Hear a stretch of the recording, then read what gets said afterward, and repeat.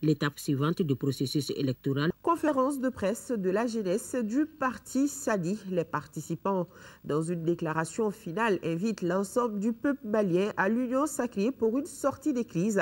Le désarmement immédiat et sans condition du MNLA aussi exigé par les jeunes du Sadi. Ibrahima Kébé, commissaire principal de la jeunesse Sadi, explique ici le contenu de la déclaration. Il est au micro de Mabourou Sidibé. Nous avons organisé cette conférence de presse pour informer l'opinion nationale et internationale qu'il faut que l'armée malienne soit souverainement à Kidal pour dire non à toute négociation avec les ennemis du Mali. Nous exigeons l'organisation de l'élection présidentielle transparente, libre, crédible sur toute l'étendue du territoire national et sous contrôle de l'administration malienne et des forces de sécurité du Mali. Nous avons tout le temps dit qu'il n'y a pas de solution en dehors du peuple. Le peuple malien doit souverainement s'asseoir au Mali, discuter. Qui sommes-nous? D'où venons-nous? Qu'avons-nous fait en mal, en bien? Que devrons-nous faire? Comment? Pourquoi? Quand? Qui seront responsabilisés? C'est ce que nous appelons l'assise nationale souveraine. Et il n'y a pas de solution en dehors du peuple.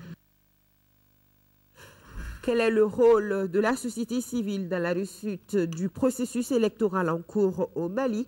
Présidentielle 2013, les vrais enjeux donnent la parole aux représentants de la CAFO, du Conseil national de la jeunesse, du Conseil national de la société civile, du Forum des organisations de la société civile, ainsi qu'au président du Conseil national des personnes âgées du Mali.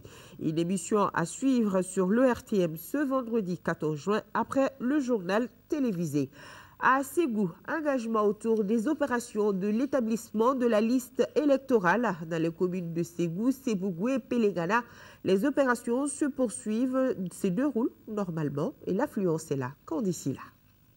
À 2 jours de la fin des travaux des commissions d'établissement des listes électorales, l'engouement est perceptible dans les différentes mairies visitées par le gouverneur de la région. Cours bondés d'engins d'une part et d'autre part, des électeurs qui s'affairent autour des listes affichées. Bref, les citoyens ségoviens sont décidés à participer activement au processus électoral dont l'une des conditions est de voir figurer son nom sur la liste biométrique. Bon, en tout cas, lorsque j'ai vu mon nom sur la liste, j'ai été très content. C'est une fierté pour moi. Ça me donne satisfaction et ça sous-entend que moi je vais voter quand même. De la mairie de la commune urbaine de Ségou à Pelengana, en passant par la commune de Sebougou, les travaux se déroulent normalement avec la participation des partis politiques qui ont répondu massivement à l'appel.